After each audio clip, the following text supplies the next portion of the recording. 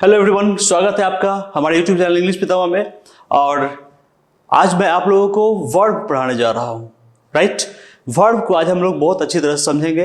अपने basic class में भी मैंने बताया है कि सबसे इंपॉर्टेंट पार्ट जो होता है वो ग्रामर का या किसी भी लैंग्वेज का, इंग्लिश ग्रामर हो या हिंदी ग्रामर हो या किसी का भी ग्रामर हो या कोई भी लैंग्वेज हो, वो वर्ब ही होता है। राइट, तो हम लोग ज़्यादा बात नहीं करते हुए सीधे आते हैं वर्ब होता क्या है इस पर। राइट, हम यहाँ लिखते हैं verb, VERB verb. Right, verb को हिंदी में क्रिया कहा जाता है। वर्ब को हिंदी में क्रिया कहते हैं। राइट, और चूंकि हमारी लैंग्वेज जो है, हमारी मदर टंग है, वो हिंदी ही है, तो वर्ब और हिंदी दोनों को दिमाग में रखना बहुत ही जरूरी है। वर्ब इंग्लिश में होता है और हिंदी में क्रिया कहते हैं, यानी कि दोनों एक ही चीज है, बस इंग्लिश में वर्ब और हिंदी में क्रिया। राइट, समझ में आ गई होगी बात। अब ये वर्ब जो है ये होते हैं कितने तरह के? ये दो तरह के होते हैं। एक होते हैं मेन वर्ब, जिसे हम लोग क्या कहेंगे हिंदी में? मुख्य क्रिया। राइट, और सेकंड होता है हेल्पिंग वर्ब।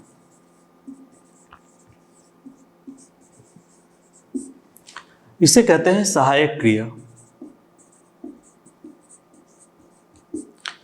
मैं हेल्पिंग वर्ब को इसका एक और नाम है, इसको बोलते हैं हम लोग auxiliary verb.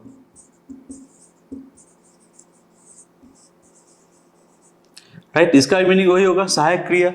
Right, main verb को मुख्य क्रिया कहते हैं, हेल्पिंग वर्ब को सहायक क्रिया कहते हैं।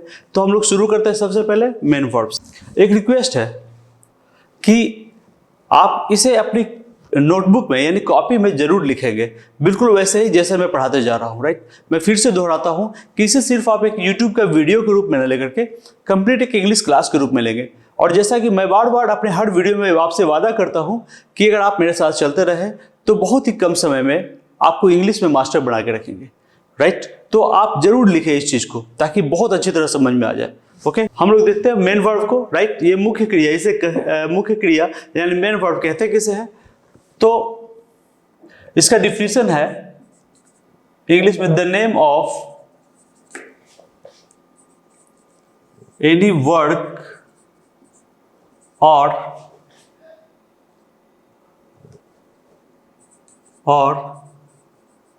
any action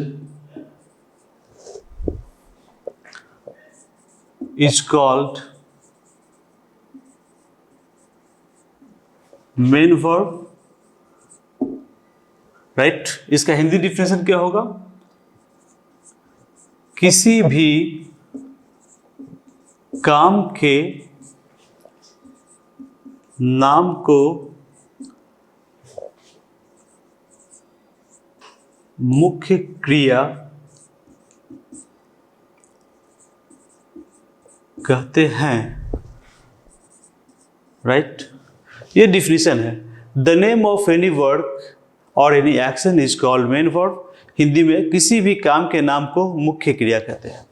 काम का नाम, जितने भी हम लोग कुछ भी करते हैं सब काम होता है, और हर काम का कोई ना कोई नाम होता है। चाहे वो काम हम लोग अपने दिमाग से करें या अपने शरीर से करें, यानी कि मेहनत का काम करें या सोचने समझने का काम करें, वो भी सारे के सारे वर्ब है, क्रिया है।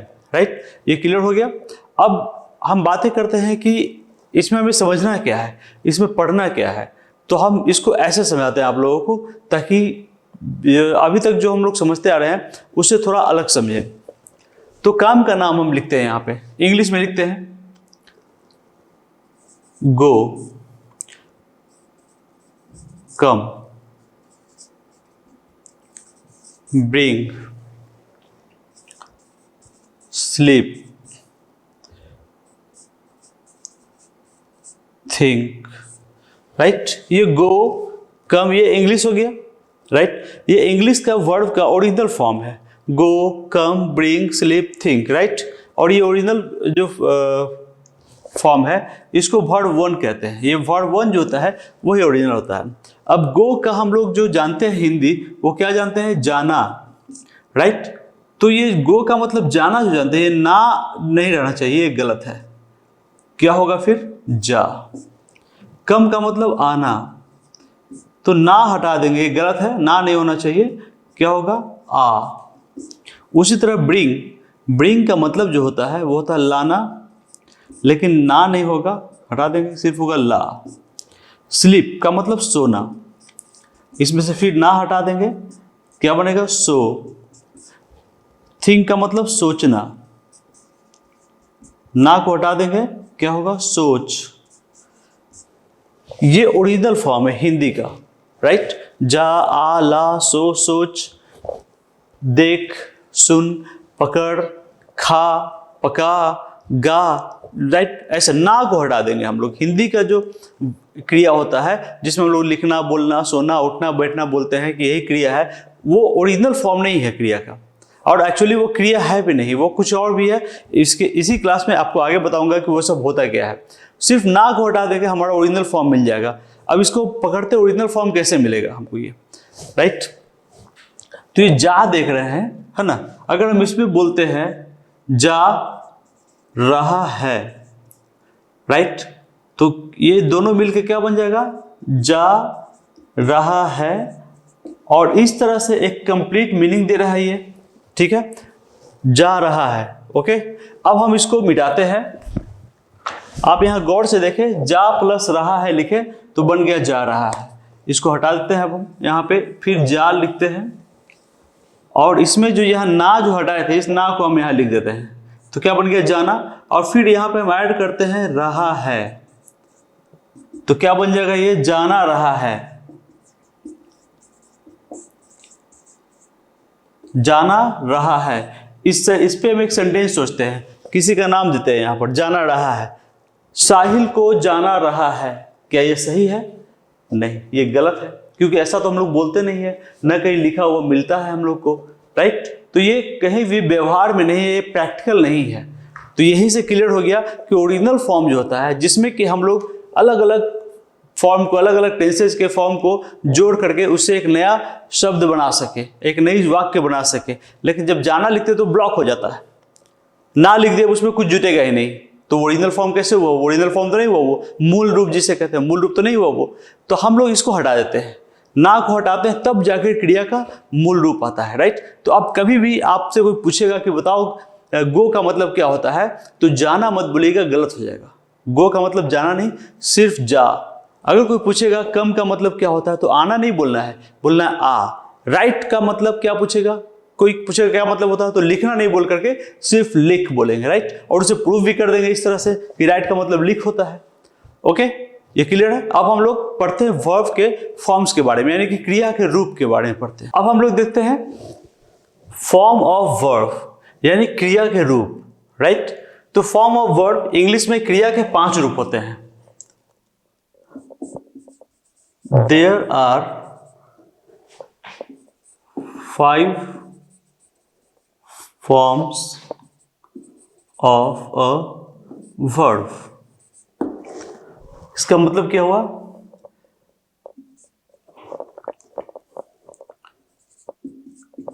क्रिया के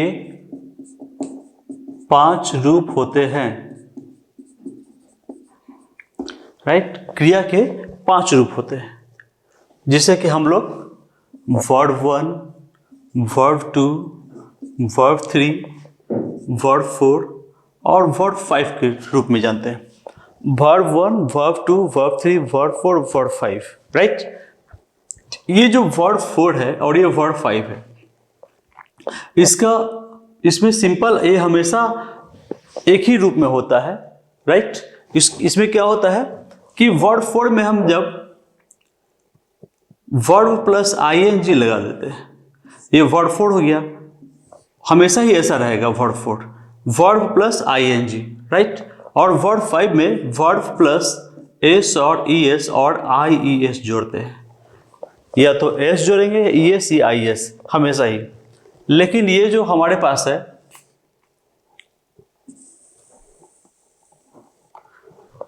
वर्ब 2 और वर्ब 3, राइट? इस वर्ब 2 और वर्ब 3 में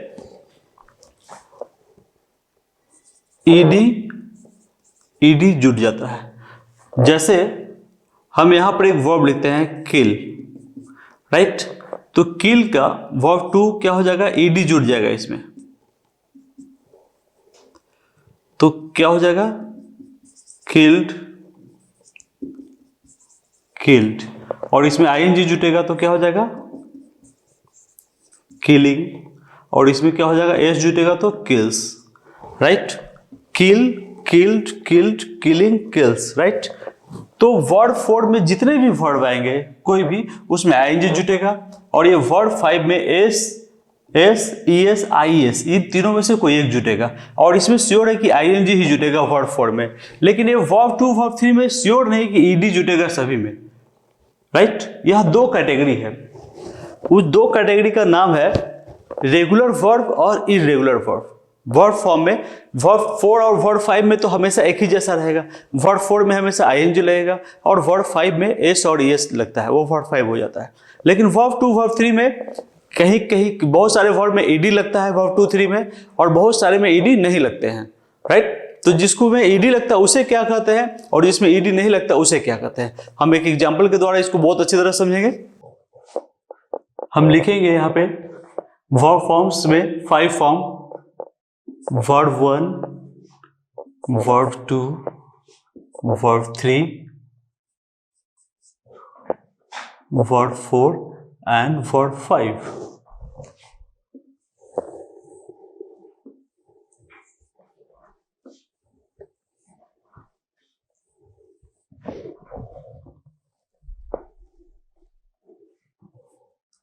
वर्ब 4 का मतलब क्या होता है, V1 plus ING, and verb 1 के साथ ING जोड़ेंगे। वर्ब 4 क्या होता है, वर्ब 1 प्लस S, ES और IES, राइट। इसे बढ़िया से देखें, गौर से देखें, थोड़ा छोटा लिखा हुआ है। वर्ब 5 का मतलब वर्ब 1 प्लस वर्ब 1 में S, ES या IES जोड़ेंगे तो वर्ब 5 बन जाएगा। वर्ब 4 में वर्ब 1 के साथ ING जोड़ेंगे तो वर्ब 4 बन जाएगा। ये सर्टेन है, ये निश्चित है, फिक्स है, ये वर्ब 4 वर्ब 5 ऐसा ही होगा। लेकिन वर्ब 2 वर्ब 3 क्या होगा, एक वर्ब हम यहां लिखते हैं स्ले। स्ले का मतलब होता है कत्ल करना। इसका वर्ब 2 क्या होगा, ईडी लगेगा, स्लेड। वर्ब 3 क्या होगा, इसमें भी ईडी लगेगा, स्लेड। वर्ब 4 क्या होगा, स्लेइंग, आईएनजी लगेगा इसमें, स्लेइंग। और वर्ब 5 क्या होगा, स्लेज, राइट, एस लगेगा सिर्फ इसमें, ओके। एक और वर्ब देखते हैं हम लोग यहां पे,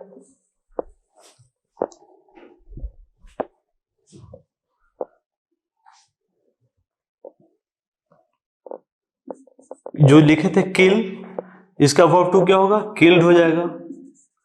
वर्ब 3 क्या होगा, ये भी किल्ड हो जाएगा। और वर्ब 4 इसमें भी आईएनजी लग जाएगा, किलिंग हो जाएगा। वर्ब 5 क्या होगा, किल्स हो जाएगा, राइट। अब एक और देखते हैं हम लोग, यहां हम लिखते हैं ब्रिंग, इसका वर्ब 2 हो जाता है ब्रॉट। वर्ब 3 भी होता है ब्रॉट इसका। वर्ब 4 क्या होगा, ब्रिंग है। वर्ब 1 तो आईएनजी लगेगा, क्या हो जाएगा, ब्रिंगिंग। और वर्ब 5 में एस लगेगा तो क्या हो जाएगा, ये ब्रिंग्स, राइट। एक और लिखते हैं, स्पीक, SPEAK। स्पीक मीन्स क्या होता है, बोल। वर्ब 2 क्या हो जाएगा इसका, स्पोक। वर्ब 3 क्या हो जाएगा इसका, स्पोकन। और वर्ब 4 क्या हो जाएगा इसका, स्पीकिंग। इसमें कोई चेंजिंग नहीं होगा, स्पीकिंग। वर्ब 5 क्या हो जाएगा इसका, स्पीक, राइट। अब इतना एग्जाम्पल काफी है हमको समझने के लिए। अब इसे देखें, यहां पे है वर्ब 1 स्ले है, इसका वर्ब 2 स्लेड हो गया। वर्ब 3 भी स्लेड, यानी कि जुटा क्या इसमें, ईडी, राइट। वर्ब 4 क्या हो गया, आईएनजी जुटा इसमें, आईएनजी, और इसमें एस जुटा, राइट, वर्ब 5 में। फिर सेकंड आते हैं, यहाँ किल लिखा हुआ है, किल में भी ईडी जुटा वर्ब 2 में, वर्ब 3 में भी ईडी जुटा, वर्ब 4 में आईएनजी, इसमें भी था, इसमें भी आईएनजी जुटा, वर्ब 5 में एस जुटा, राइट, किल्स हो गया। उसके बाद तीसरा नंबर पे आते हैं ब्रिंग है, राइट। ब्रिंग का वर्ब टू क्या हो गया, ब्रॉट, इसमें ईडी नहीं जुटा, ईडी नहीं जुटा इसमें, राइट, ब्रॉट। वर्ब थ्री क्या है, अभी ब्रॉट है, इसमें भी ईडी नहीं जुटा, ओके। और वर्ब फोर, इसमें भी आईएनजी जुटा, इसमें भी आईएनजी, तीन सब में आईएनजी था, इसमें भी आईएनजी जुटा, यानी ये फिक्स है। यहां पर हम लोग ये ऊपर के कील में और स्ले में ईडी जोड़े, और इसमें भी आईएनजी था वर्ब फोर में, वर्ब फाइव में एस और एस था। लेकिन जब तीसरा ब्रिंग में आते हैं तो ब्रिंग में किल्ड ईडी की जगह ब्राउट हो जाता है, ईडी नहीं लगता है इसमें। वर्ब थ्री में भी ईडी नहीं लगता है, लेकिन इसी का वर्ब फोर में, किल का ब्रिंग का वर्ब फोर में ब्रिंगिंग, यानी इसमें आईएनजी लगा, जबकि अगर ईडी इसमें लगा, राइट, तो इसमें भी, और इसमें ईडी नहीं लगा, तो यहां पर भी कुछ और लगना चाहिए था, लेकिन यहां पर आईएनजी इसमें लगा ही। यानी वर्ब फोर और वर्ब फाइव हर हाल में आईएनजी और एस लगता है उसमें। वर्ब फोर में हमेशा आईएनजी, चाहे वो कोई भी वर्ब हो, और वर्ब फाइव में हमेशा एस और एस लगता है। ऐसा क्यों होता है? जैसे अब यहां स्पीक लिखे, स्पीक का verb two spoke, verb three spoken, लेकिन वर्ब फोर में स्पीकिंग आईएनजी लग गया इसमें भी ईडी नहीं लगा, ईडी इसमें भी नहीं लगा, इसमें भी ईडी नहीं लगा, राइट।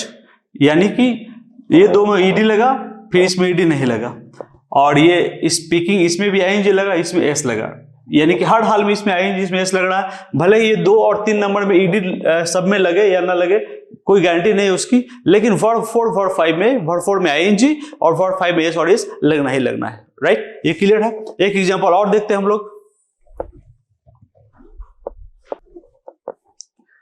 लिखते हैं हम यहां पे फील, FILL, फील मीन्स भर, इसका वर्ब टू क्या हो जाएगा, फील्ड, फिर ईडी आ गया, राइट। फिर वर्ब थ्री भी इसका हो जाएगा फील्ड, यानी इसमें भी ईडी आ गया, ओके। और वर्ब फोर, इसमें तो आईएनजी लगना ही लगना है, चाहे वो इसमें वर्ब टू वर्ब थ्री में ईडी लगे या ना लगे। फीलिंग, इसमें भी फीलिंग, फील्स हो जाएगा, एस लग जाएगा। वर्ब फाइव और verb four ING, verb five S और एस, हर हाल में इसमें लगेगा ही लगेगा, इसमें भले ईडी लगे या नहीं लगे। अब यहां देख रहे हैं कि किसी में हम लोग ईडी लगा रहे हैं, किसी में ईडी नहीं लगा रहे हैं, राइट। तो ऐसा क्यों? तो अब यहां पर हमें समझने की क्या जरूरत है, इसको तो एक बार देख लीजिए बढ़िया से। ईडी ऊपर का दोनों में ईडी लगा है, फिर लास्ट में ईडी लगा है, फिर बीच का दो ब्रिंग में और स्पीक में ईडी नहीं लगा है, राइट। लेकिन आईएनजी और एस और S verb four verb five में सभी में लगा हुआ है। अब हम लोग वर्ब फॉर्म्स को समझते हैं, इसके नेचर को, राइट। एग्जाम्पल तो हम लोग देख लिए और उसमें समझाए भी आप लोग को बहुत कुछ हम। अब इसके वर्ब फॉर्म्स के नेचर को समझते हैं, इसका प्रकृति क्या है वर्ब फॉर्म्स का। वर्ब फॉर्म्स 2 प्रकार के फॉर्म्स होते हैं, regular form of verb and second irregular form of verb,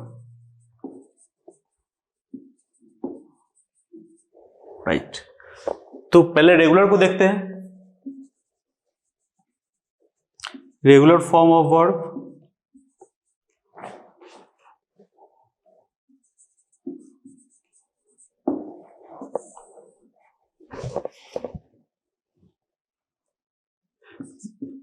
जो वर्ब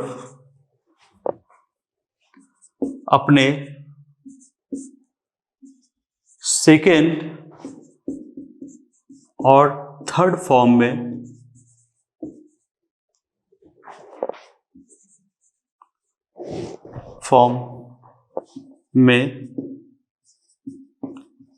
अपने आगे ईडी, राइट, को जोड़ता है, उसे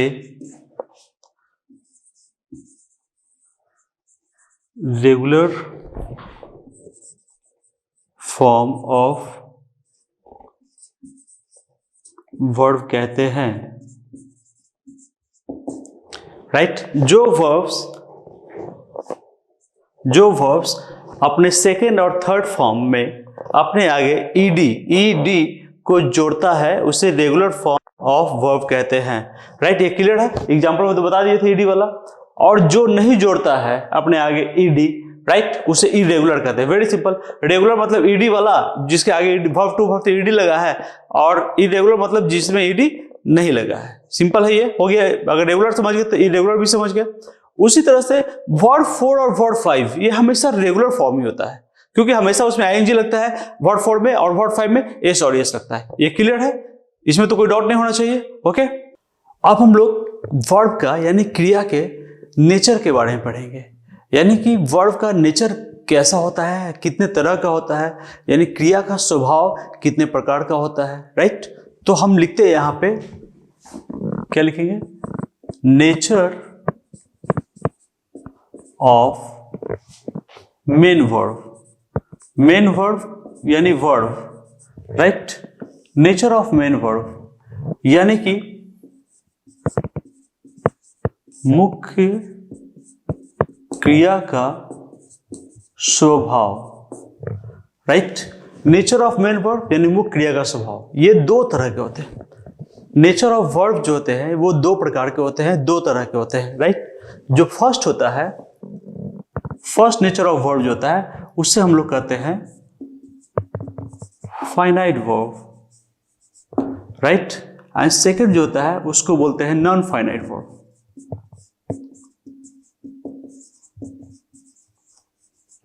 जब हमने यहां लिखा फाइनाइट और यहां लिखा नॉन फाइनाइट, इसका मतलब क्लियर समझ गए होंगे बहुत लोग तो, कि जो फाइनाइट होगा उसका उल्टा होगा नॉन फाइनाइट। राइट, यही होगा कि जो फाइनाइट होगा उसका उल्टा नॉन फाइनाइट होगा। अब हम देखते हैं फाइनाइट क्या होता है और नॉन फाइनाइट क्या होता है। नॉन फाइनाइट को जब जान जाएंगे तो फाइनाइट को जब जान जाएंगे तो नॉन फाइनाइट को भी जान जाएंगे। राइट, लेकिन नॉन फाइनाइट में पढ़ने के लिए ज्यादा है फाइनाइट की तुलना में। ओके, तो हम लोग शुरू करते हैं पहले फाइनाइट वर्ब से, कि फाइनाइट वर्ब होता क्या है, ये फाइनाइट वर्ब है क्या है। ये फाइनाइट वर्ब का स्वभाव है, दो तरह का, सॉरी, वर्ब का, मेन वर्ब का ये स्वभाव है, प्रकृति है, नेचर है। ये दो तरह का नेचर होता है मेन वर्ब का, एक फाइनाइट होता है और दूसरा नॉन फाइनाइट होता है। राइट, ये क्लियर है। फिर से आप देख ले यहाँ पे, नेचर ऑफ मेन वर्ब, क्रिया का मुख्य क्रिया का स्वभाव, दो होते हैं, फाइनाइट वर्ब और नॉन फाइनाइट वर्ब। इसे हम आप पढ़ते हैं। फाइनाइट वर्ब पहले पढ़ते हैं क्या होता है। Now finite verb, right, finite verb होता क्या है, इसका इंग्लिश डिफिनेशन क्या होता है, the verbs which change their form according to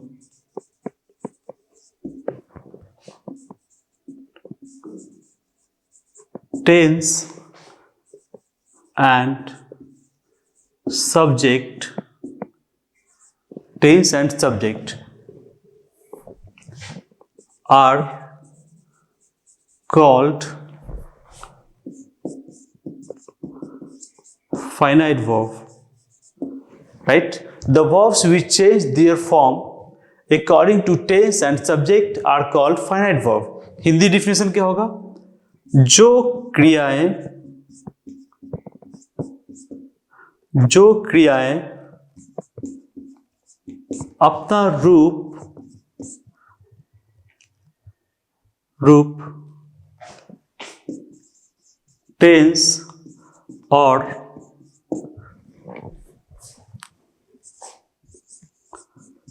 subject के अनुसार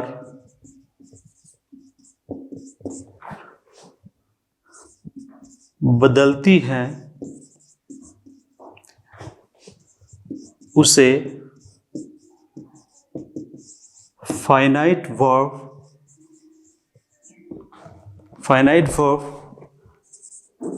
कहते हैं।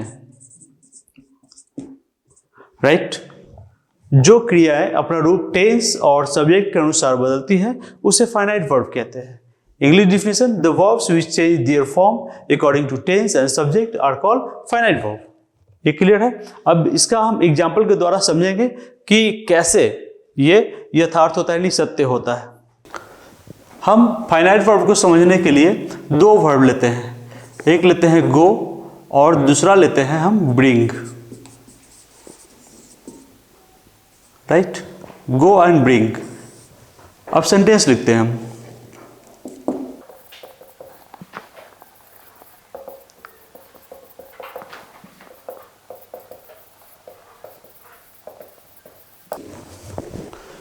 फर्स्ट सेंटेंस हमने लिखा Rahul goes to market to bring vegetables, right.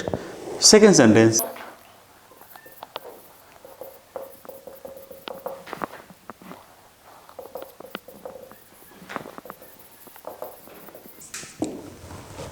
Second sentence मैंने लिखा we go to market to bring vegetables.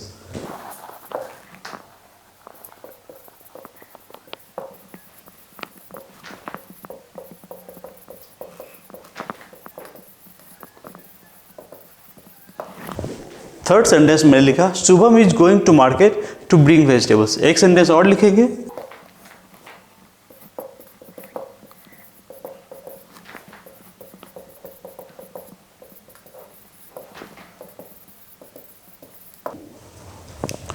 Fourth sentence में लिखा Aarti went to market to bring vegetables, right. Finite verb का डिफिनेशन मैंने क्या बताया था कि the verbs which change their form according to tense and subject are called finite verbs. Hindi में उसको क्या कहते हैं कि वैसी क्रिया जो अपना रूप टेंस और सब्जेक्ट के अनुसार बदलती है उसे फाइनाइट वर्ब कहते हैं। अब यहाँ देखिए हम लोग एग्जाम्पल पे, फर्स्ट सेंटेंस में मैंने क्या लिखा Rahul goes to market to bring vegetables. यहाँ ये गो है और ब्रिंग यहाँ पे है, राइट। फिर सेकेंड सेंटेंस में क्या लिखा गो, राइट, और फिर यहाँ पे ब्रिंग, क्लियर है। थर्ड सेंटेंस में मैंने गो का क्या कर दिया गोइंग, लेकिन यहाँ पर ब्रिंग ही रहा। फोर्थ सेंटेंस में मैंने क्या कर दिया गो का वेंट, और यहाँ क्या रहा ब्रिंग ही, ओके। तो आप देख रहे हैं यहाँ पे कि राहुल है सब्जेक्ट तो गोज है, क्लियर है, ये गोज। लेकिन जहां हमने सब्जेक्ट चेंज किया और सब्जेक्ट को वी कर दिया, वी जो कि प्लूरल है, तो क्या बन गया गो हो गया, यहाँ पे ई एस हट गया, राइट, गो सिर्फ रह गया यहाँ पे। फिर मैंने लिखा टेंस चेंज किया, ये प्रेजेंट इंडेफिनिट टेंस था, अब हमने कंटिन्यूअस टेंस जहां भी किया तो क्या हो गया गोइंग हो गया यहाँ पे, यानी गो जो है गोज बना, गोइंग बना, और लास्ट में टेंस चेंज कर दिया फिर मैंने, तो ये वेंट बन गया, राइट। तो आप देख रहे हैं कि ये गो जो है ये टेंस के हिसाब से और सब्जेक्ट के हिसाब से चेंज हो रहा है। सब्जेक्ट राहुल था तो गोज हो गया, वी था तो गो हो गया, टेंस चेंज किए तो गोइंग हो गया, वेंट हो गया, राइट। लेकिन ये ब्रिंग जो है ये हर हाल में ब्रिंग ही है, चाहे वो राहुल हो, चाहे वी हो, चाहे कंटिन्यूअस टेंस हो, चाहे पास्ट टेंस हो, ये हर जगह पर ब्रिंग है। यहाँ ब्रिंग, फिर यहाँ भी ब्रिंग है, यहाँ भी ब्रिंग है, और यहाँ भी ब्रिंग है, राइट। ये चेंज नहीं हो रहा। तो जो वर्ब टेंस और सब्जेक्ट के हिसाब से चेंज नहीं होता है वो फाइनाइट वर्ब नहीं कहलाता है, लेकिन जो वर्ब टेंस और सब्जेक्ट के हिसाब से अपना रूप बदलता है उसे फाइनाइट वर्ब कहते हैं। क्लियर है ये? एग्जाम्पल को फिर से देख लीजिए, राहुल गोज टू मार्केट है, we go to market, Shubham going to market, और आरती वेंट टू मार्केट। लेकिन ये ब्रिंग जो है सब में ब्रिंग ही है, ये चेंज नहीं हुआ। जो चेंज नहीं हुआ उसे क्या कहते हैं? Non finite verb. Non finite verb को हम लोग इसके आगे पढ़ते हैं, okay. Non finite verb, non का मतलब होता है नो, नो से नॉन बना है, नॉन फाइनाइट वर्ब, राइट। अब इसको पढ़ते हैं हम लोग, डिफिनेशन क्या है इसका होगा, फाइनाइट वर्ब का ये बिल्कुल उल्टा होगा, तो क्या हो जाएगा, the verbs which do not change there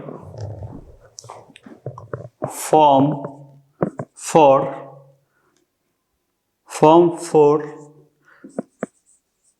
tense and subject are called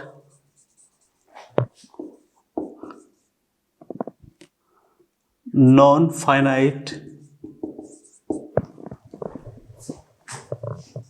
verbs, right? मतलब कि जो क्रियाएं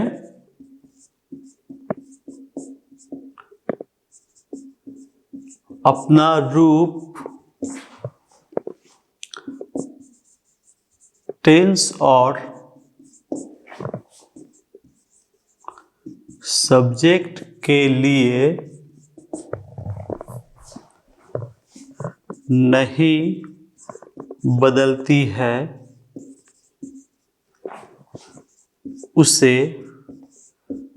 नॉन फाइनाइट वर्ब्स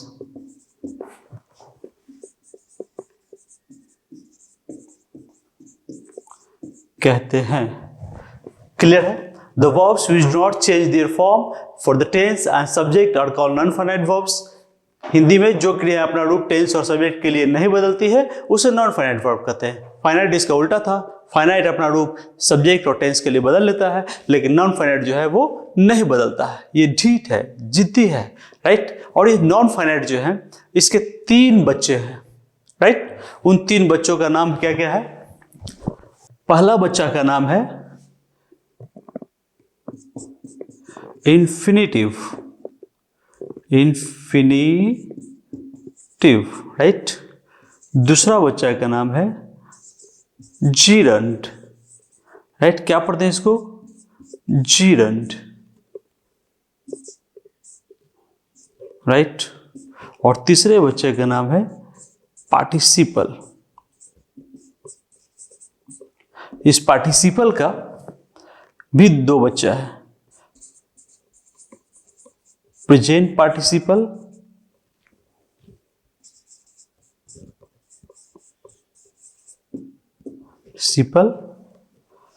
और सेकंड जो है वो past participle. Present participle and past participle, ये है नॉन फाइनाइट। नॉन फाइनाइट के 3 बच्चे, इन्फिनिटिव, दूसरा जीरंड और तीसरा पार्टिसिपल। पार्टिसिपल के 2, प्रेजेंट पार्टिसिपल और पास्ट पार्टिसिपल, राइट। इन्फिनिटिव जो है, अब हम लोग इन तीनों को पढ़ेंगे, इन्फिनिटिव को, जीरंड को और पार्टिसिपल को पढ़ेंगे। ये मैं फिर से रिक्वेस्ट करूंगा कि ये डिफिनीशन नॉन फाइनाइट जैसे लिखा हुआ है बिल्कुल अपने कॉपी में उतार ले, उस तरह से उसको लिख ले। लिखने से क्या होता है कि समझने का जो कैपेसिटी होता है वो ज़्यादा हो जाता है, हम अच्छी तरह से समझ पाते हैं जब उसको लिखते हैं तो, राइट। ओके, फर्स्ट जो है वो क्या है? इन्फिनिटिव,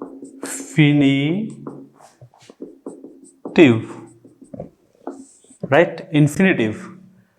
इन्फिनिटिव का स्ट्रक्चर क्या होता है? इसका स्ट्रक्चर होता है 2 + वर्ब 1, राइट। वैसे 2 के बाद हमेशा वर्ब 1 ही आता है, तो V1 लिखने का जरूरत नहीं था, लेकिन समझ में अच्छी तरह से आ जाए कि 2 + वर्ब 1, राइट। तो क्या होगा इसका एग्जांपल 2 + वर्ब 1 का? और हिंदी में इसका डिफिनेशन क्या हो जाता है? स्ट्रक्चर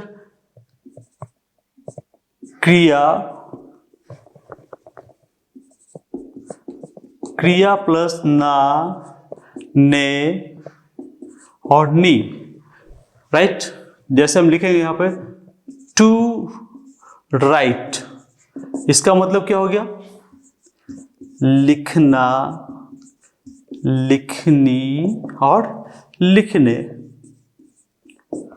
टू राइट का मतलब हो गया लिखना, लिखनी और लिखने, राइट। तो मैंने पहले जब वर्ड पढ़ा रहा था तो आपको बताया था कि अगर ये टू नहीं रहेगा, सिर्फ राइट रहेगा, तो क्या होगा? लिख। ये टू के वजह से यहां ना जुटा, राइट।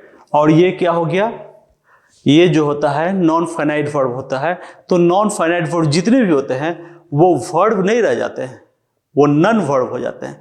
मतलब बिना वो अपने वर्ब के अस्तित्व को खो बैठते हैं, वो बन क्या जाते हैं? तो नॉन फाइनाइट्स में एक जो है वो नाउन बनता है, और दूसरा भी नाउन बनता है, और तीसरा जो है वो एडजेक्टिव बनता है, राइट। नाउन और एडजेक्टिव बनता है, इससे वर्ब रह ही नहीं जाता है। अब इसका मतलब लिखना, लिखनी, लिखने जो होता है टू राइट, लिखना, लिखने, लिखने। तो ये इसका स्ट्रक्चर है। इन्फिनिटिव का स्ट्रक्चर 2 + वर्ब 1, और इसका हिंदी स्ट्रक्चर क्या? क्रिया के साथ ना, ने, नी लगा देना है। जैसे यहाँ एग्जांपल टू राइट, अब लिखेंगे यहाँ पे हम टू डांस, इसका मतलब क्या हो गया? नाचना, नाचने, राइट। लिखेंगे हम यहाँ पे टू रन, क्या हो जाएगा? दौड़ना, राइट। अगर टू को हम हटा देंगे यहाँ पे, यहाँ भी ठिस, राइट, तो क्या हो जाएगा? दौड़ हो जाएगा सिर्फ। रन का मतलब दौड़, टू हटा दिए तो टू का मतलब ये ना, ने, नी जितना भी होता है वो होता है। तो अगर आपसे कोई हिंदी में आप पूछे कि बताओ तो लिखना का इंग्लिश क्या होता है, तो अभी तक तो आप बोलते थे राइट, लेकिन राइट नहीं बोलेंगे। लिखना का इंग्लिश क्या बोलेंगे? टू राइट, क्योंकि ना लगा हुआ उसमें। जहां भी हिंदी का मीनिंग ना में रहेगा क्रिया का, उसके पहले टू जरूर लगेगा, समझ में आ रही है? Very good. अब ये हो गया, हम लोग इसको समझ लिए। अब इसका वर्ड क्या है? तो इसका वर्ड क्या है? इन्फिनिटिव किसी भी सेंटेंस में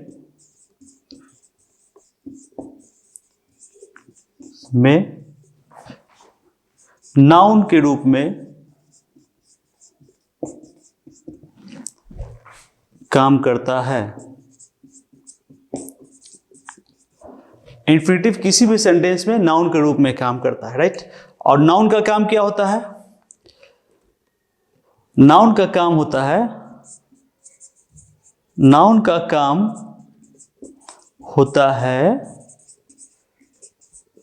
किसी भी सेंटेंस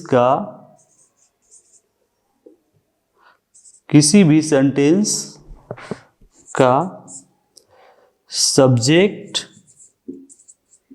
या ऑब्जेक्ट बनना, right.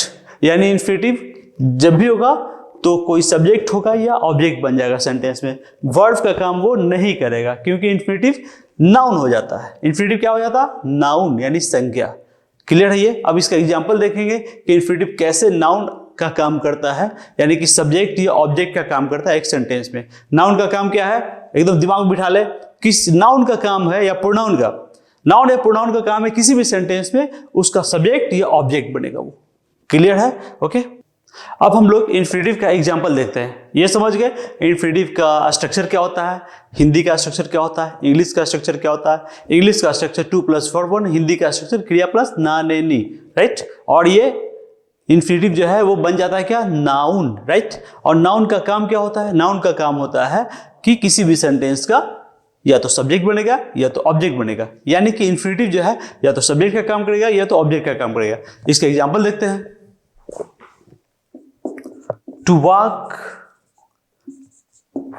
in the morning is useful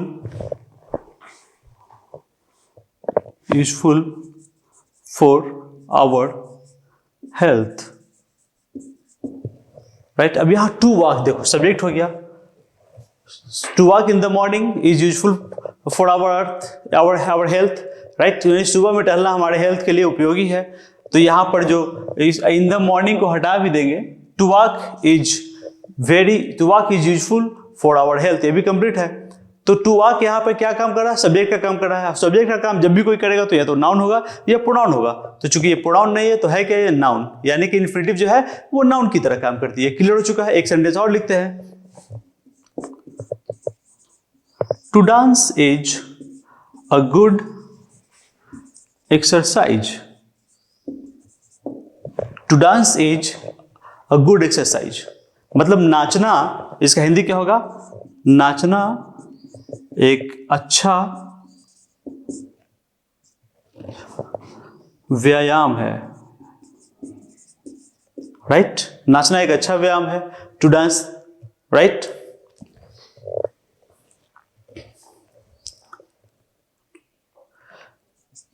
It is difficult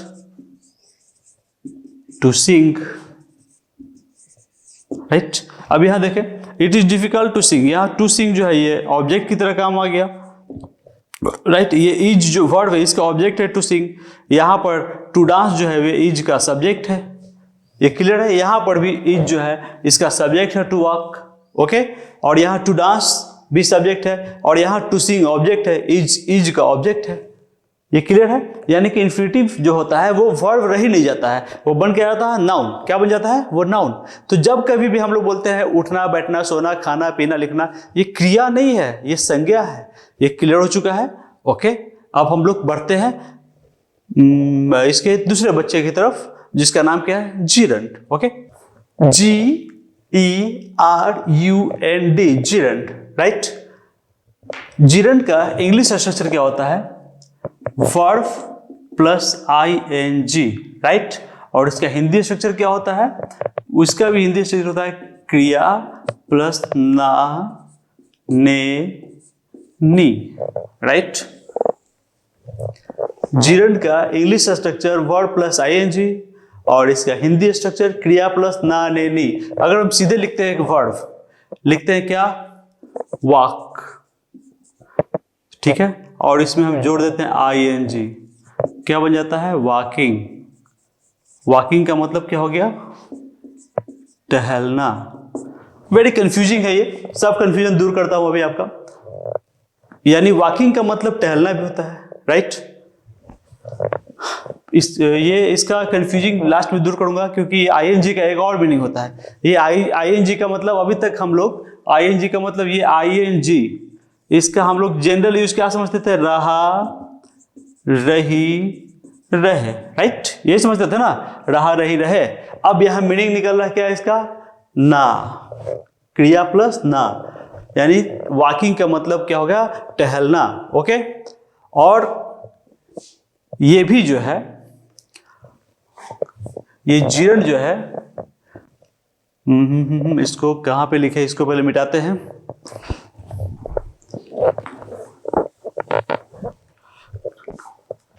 ठीक है, Jiran also works as a noun in a sentence, right? Gerund also works as a noun in a sentence, right? ये भी noun की तरह काम करता है, hence it also works as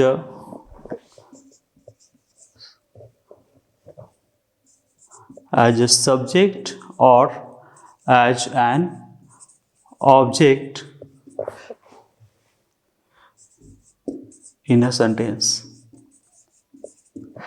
ठीक है, इसका मतलब क्या हुआ, जीरण भी नाउन की तरह काम करता है, इसलिए ये किसी सेंटेंस का सब्जेक्ट या ऑब्जेक्ट होगा, राइट। ये भी सब्जेक्ट या ऑब्जेक्ट होता है, क्योंकि नाउन जो है एक सेंटेंस में या तो सब्जेक्ट होगा या ऑब्जेक्ट होगा। और जीरंड, ये जीरंड, राइट, ये जीरंड भी एक नाउन है। क्या है ये, नाउन है जीरंड। तो क्या बनेगा, ये सब्जेक्ट या ऑब्जेक्ट बनेगा, राइट। इसका भी एग्जांपल हम लोग देख लेते हैं। Singing is good for mood, ये इज का सब्जेक्ट हो गया सिंगिंग, मतलब इसका गाना मिजाज के लिए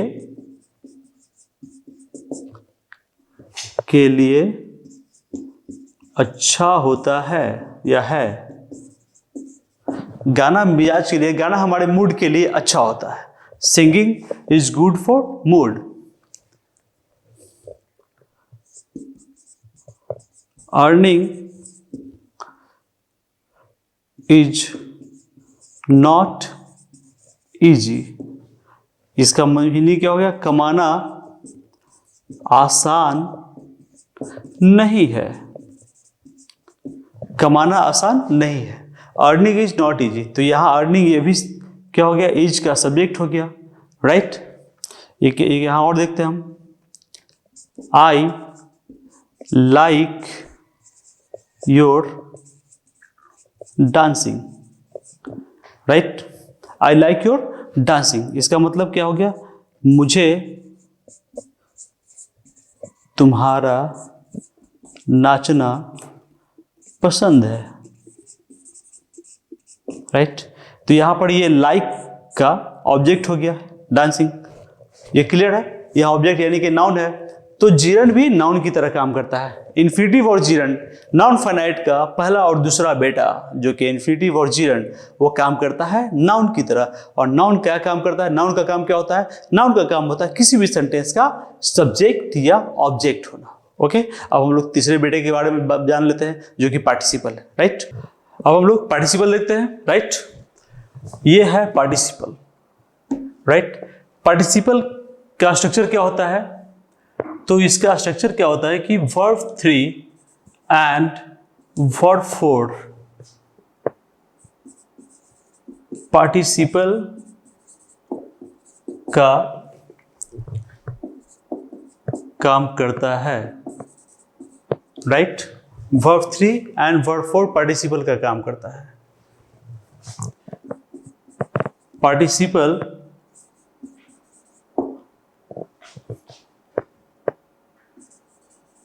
एडजेक्टिव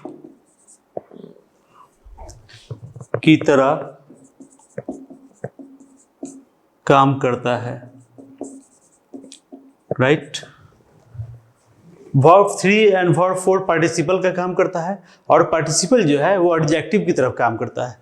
यह थोड़ा सा डिफिनेशन उन लोगों के लिए जो एडजेक्टिव नहीं समझते हैं, ये एडजेक्टिव होता क्या है। एडजेक्टिव का डिफिनेशन, जो शब्द यानी कि वर्ड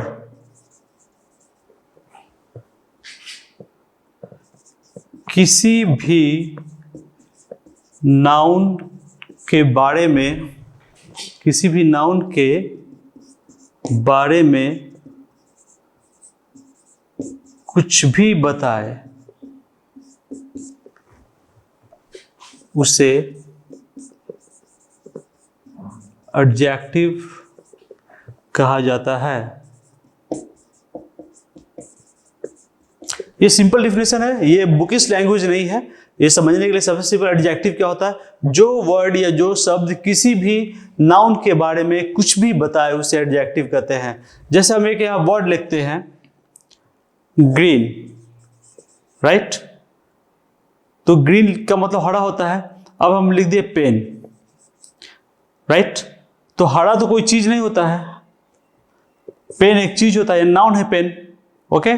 तो ग्रीन पेन, तो ये ग्रीन जो है ये इस पेन के बारे में बता रहा है कि ये पेन कैसा है, तो ग्रीन है। तो ये जो वर्ड है ग्रीन, ये हो गया एडजेक्टिव। क्या हो गया ये, एडजेक्टिव, क्योंकि ये पेन जो नाउन है इसके बारे में बता रहा है। इसके बारे में क्या बता रहा है कि ये पेन जो है वो ग्रीन है, राइट।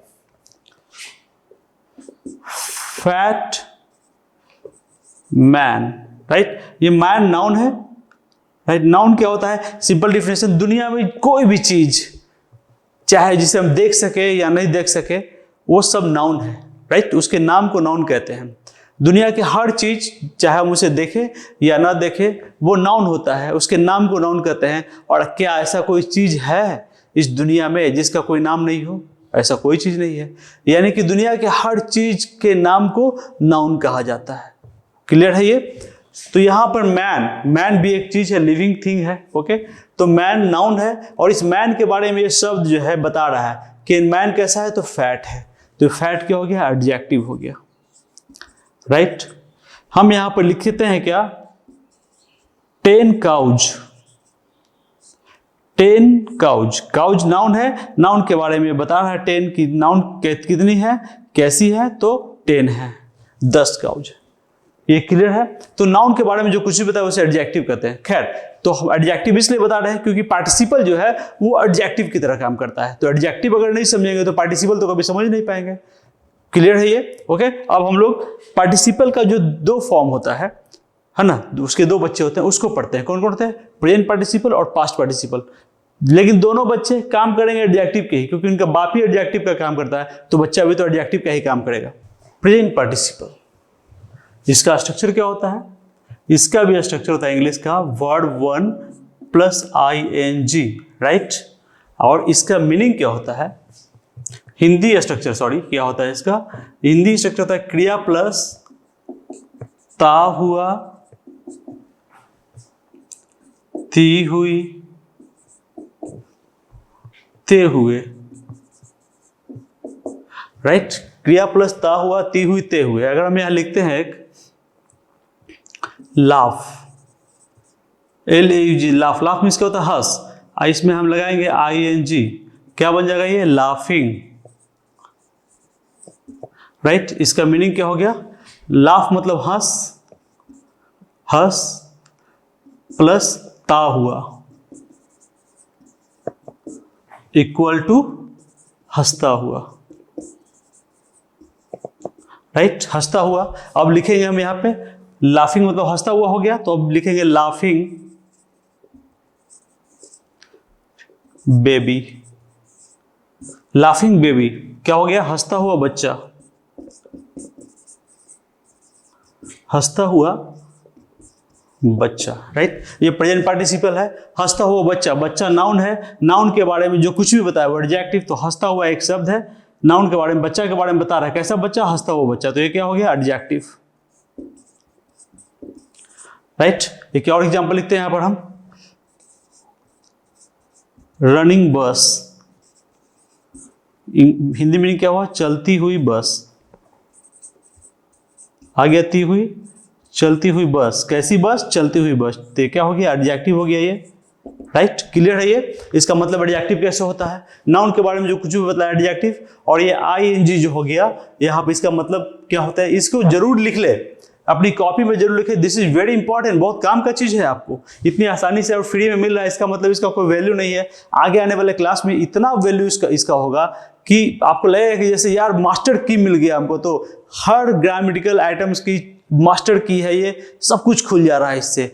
राइट, और वो अभी इसी वर्ब के क्लास में ही अभी आपके बारे में जब काइंड्स ऑफ वर्ब पढ़ाएंगे तो वहां समझ में आ जाएगा आपको।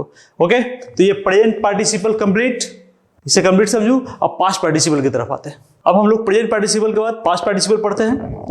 पास्ट पार्टिसिपल, राइट, इसका स्ट्रक्चर क्या होता है, वर्ब 3, बस यही इसका स्ट्रक्चर है। राइट, वर्ब 3, चूंकि ये वर्ब 3 जो है रेगुलर भी होता है, इरेगुलर भी होता है, इसी में इसलिए इसको ये नहीं बता रहे कि वर्ब प्लस ईडी लगेगा, क्या लगेगा, सिर्फ verb 3, third form of the verb. Right, और इसका हिंदी स्ट्रक्चर जो होता है वो होता है, क्या होता है वो, क्रिया प्लस या हुआ, ई हुई, ए हुए, आ हुआ। राइट, क्रिया प्लस या हुआ, ई हुई, ए हुए, आ हुआ। राइट, एक थर्ड फॉर्म लिखते हैं यहाँ पे हम। फर्स्ट फॉर्म जो होता है होता है रॉट, रॉट का मतलब होता है सर। राइट, इसका थर्ड फॉर्म होता है रॉटन, तो क्या हो जाएगा, सर प्लस आ हुआ, क्या बन गया ये, सड़ा हुआ, क्या बन गया, सड़ा हुआ। राइट, रॉटेन, सड़ा हुआ। अब लिखते हैं रॉटेन, जिसका मतलब क्या हुआ, सड़ा हुआ, रॉटेन मैंगोज। राइट, ये मैंगो नाउन है और नाउन के बारे में ये रॉटेन बता रहा है, क्या बता रहा है, सड़ा हुआ आम। नाउन के बारे में कुछ भी बताया वो एडजेक्टिव, ये सड़ा हुआ बता रहा है नाउन के बारे में कि ये आम जो है वो कैसा है, तो सड़ा हुआ है, इसलिए ये क्या हो गया, एडजेक्टिव। ये क्लियर हो गया कि पार्टिसिपल जो है, चाहे वो प्रेजेंट पार्टिसिपल हो या पास्ट पार्टिसिपल हो, उसका काम क्या होता है, उसका काम होता है एडजेक्टिव की तरह काम करना। एडजेक्टिव यानी विशेषण कहते हैं उसको हम लोग हिंदी में, और उसका डिफिनीशन मैंने बता चुका है, फिर से बता देता हूं, जो शब्द नाउन के बारे में कुछ भी बताए वो होता है एडजेक्टिव यानी कि विशेषण। क्लियर है ये, तो ये समझ में आ गया कैसे होता है। अब एक और हम यहाँ पर एग्जांपल लिखते हैं आपको, वो है यहाँ पर लिखते हैं हम लोग,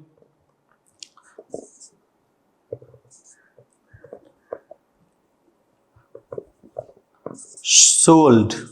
ये सेल से बना है, किससे बना है, सेल, SELL, सेल का थर्ड फॉर्म है सोल्ड। सेल का मतलब बेच, सोल्ड का मतलब क्या हो गया, बेचा हुआ, सोल्ड बुक्स। राइट, तो क्या हो गया इसका ही मीनिंग, बेची हुई किताबें। इसको हम लोग क्या और क्या बोलते हैं, बिकी हुई किताबें भी बोलते हैं। तो कैसी किताबें,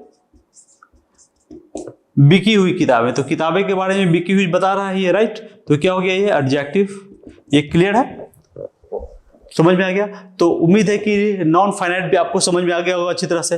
अब एक कंफ्यूजन हम लोग के पास कि जो ये वर्ब फोर का यूज जो हुआ काफी हुआ, जीरंड में भी हुआ है और उसका यूज पार्टिसिपल में भी हुआ है और फिर उसका यूज कंटिन्यूअस टेंस में भी होता है। अब कैसे कैसे होता है उस सब का फर्क हम लोग यहाँ एक झलक में देख लेते हैं।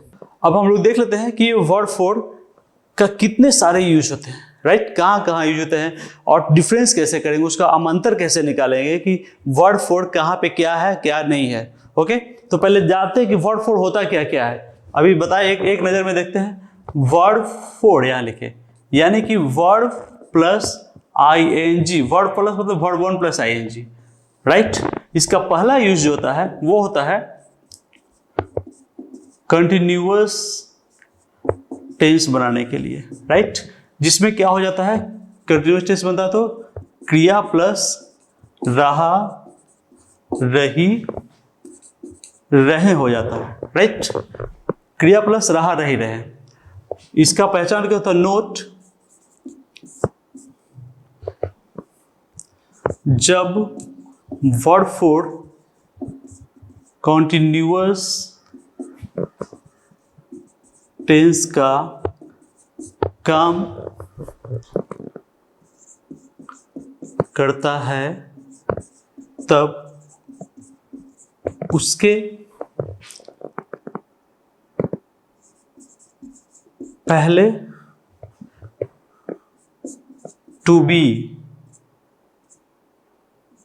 बी यानी कि am, is, are, was, were और बी जरूर आता है, राइट। कंटिन्यूअस टेंस यानी कि रहा रही, जब वर्ब फोर अगर हम देखें तो वर्ब फोर अगर हम लिखते हैं यहां पर कमिंग का 3 मीनिंग हो जाता है। पहला आ रहा, राइट, दूसरा आता हुआ, राइट, आ रहा, आता हुआ, और तीसरा क्या होता है, आना, राइट, आना। हम कैसे समझेंगे कि कब आ रहा होगा, कब आता हुआ होगा, कब आना होगा? तो ये जान लीजिए कि इस वर्ड फोर से पहले, यहाँ वर्ड फोर जो है, इसके पहले अगर am, is, are, was, were, be अगर लगा हुआ है तो हम समझ लेंगे उसका मीनिंग रहा, रही, रहे हो रहा है, राइट। जैसे अगर हम यहाँ पर लिखते हैं कमिंग जो लिखा है यहाँ, पहले कमिंग से पहले हम लोग लिखते थे वाज, तो इसका मतलब हो जाता क्या, आ रहा था, राइट। अगर वाज के जगह पे हम लिख देते हैं एज तो क्या हो जाएगा, आ रहा है, राइट, ओके। और कमिंग के पहले अगर, ये तो हो गया वर्ड फोर का ये पहला, सेकेंड पार्ट लिखेंगे, जब वर्ड फोर के बाद कोई नाउन हो तो उसका मतलब हो जाता है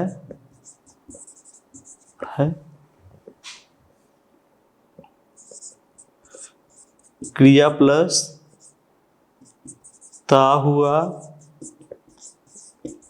ती हुई,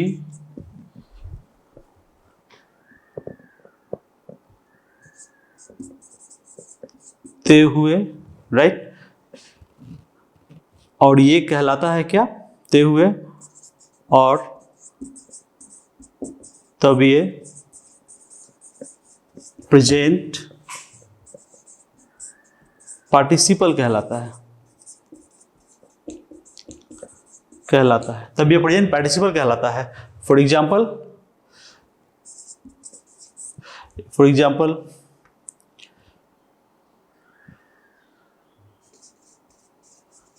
मूविंग, यहां आईएनजी लगा हुआ है, इसके बाद एक नाउन लगाते हैं फैन, तो क्या हो गया, चलता हुआ पंखा, चलता हुआ, ता हुआ आ गया यहाँ पे, ता हुआ, राइट, चलता हुआ पंखा। और प्रेजेंट पार्टिसिपल तो बताया ही है कि ये एडजेक्टिव की तरह काम करता है। और थर्ड जो इसका है वो है जिरन, राइट। और वर्ड फोर थर्ड, ये तीसरी बार जो है ये काम जो करता है वो जिरन की तरह करता है, जिसका मतलब समझाए थे हिंदी में क्या होता है, क्रिया प्लस ना, ने, नी, राइट, क्रिया प्लस ना, ने, नी, और ये नाउन की तरह काम करता है। पहले ही बताए हुए हैं, नाउन की तरह काम करता है। अब कैसे पहचानेंगे कि जिरंड है, राइट? जब वर्ब फोर के पहले और बाद में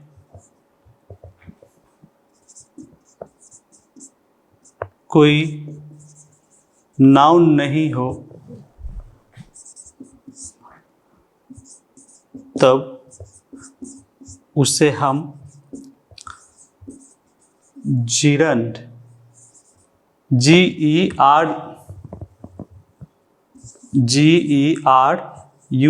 जिरंड समझेंगे। यानी कि क्रिया प्लस ना, ने, नी। क्लियर है ये जिरंड? एग्जाम्पल देख लेते हैं। Running is good for health.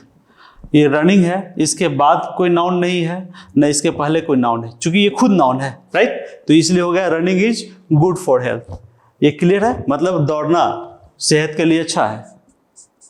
दौड़ना सेहत के लिए